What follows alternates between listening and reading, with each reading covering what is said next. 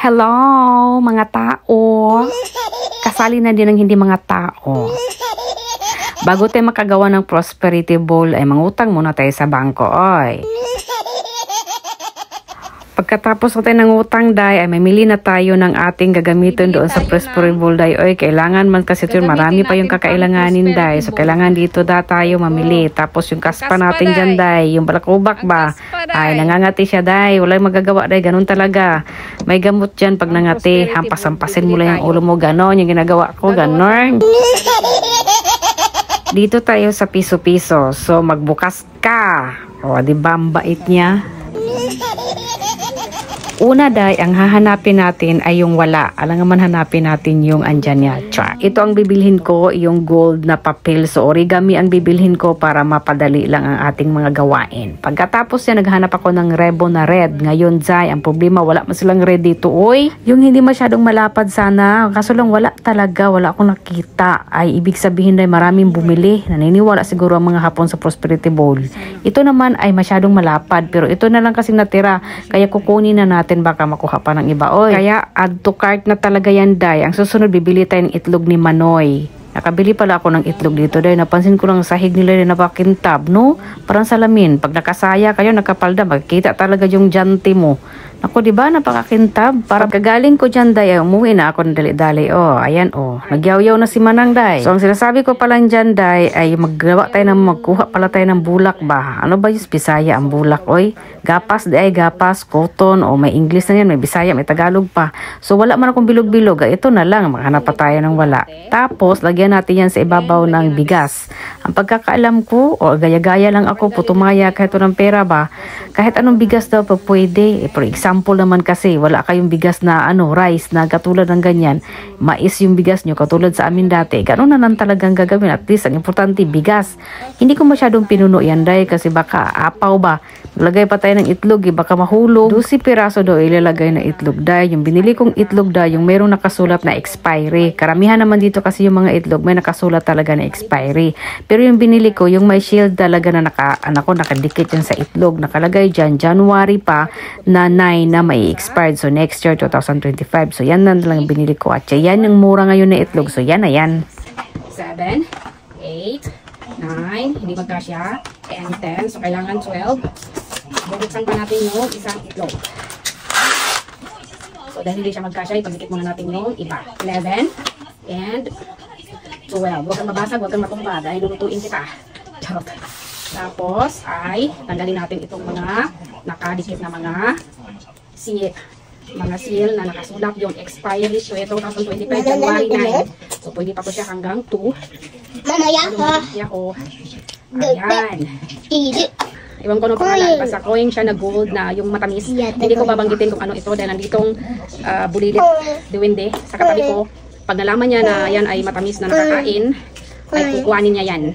At hindi siya nakakaintindi sa salita ko, kaya hindi siya nagwawala. So, 1, 2, 3, 4, 5, 6. Isa. Binili ko talaga to siya 2 months before. Kasi last year naubusan ako eh. Kaya, ayun. Lagay natin siya dyan. 8, 9, 10, 11, 12. Disyo, maimusuyatan disyo. Maglagay tayo ng barya. Gamitin natin yung barya ng 12, no? Saan ka ilagay yung 12 na yan? Hindi naman malagay. Oy. 1, 2, 3, 4. Hindi mo siya magkasya. 5, 6, 7, 8, 9, 10, 11, 12. So, wala na siyang laman. So, next month, mapupuno na siya dahil nag-prosperity bowl tayo, char. Ngayon, laurel. Ito ay ginamit ko pa last year. So, hindi ko siya tinapon. Baka maswerte siya, ay gagamitin ko siya ulit. So, ilagay natin 1, 2, 3, 4, 5, 6, 7, 8. Oh, hindi ata magkasya. 9, 10. Kailangan buo. 11, and 12. Ito tanggalin natin kasi medyo punit siya. Yamite. 12. Tapos niyan, hindi pa siya tapos. Okay? Maglagay tayo ng money. Ang pera ay balutin natin sa gold na. Ayan. Origami ang binili ko. Aside muna natin. Magbabalot muna tayo ng pera. 2, 3, 4, 5, 6, 7, 8, 9, 10, 11, 12. And kailangan din natin ng ribbon. Wala tayo ng...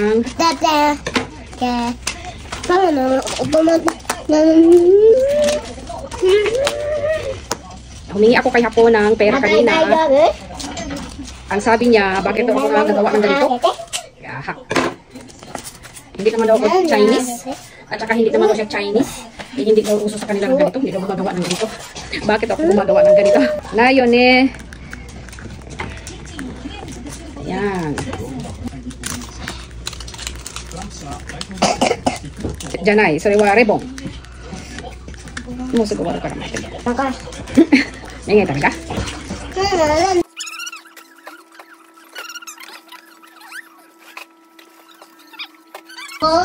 One.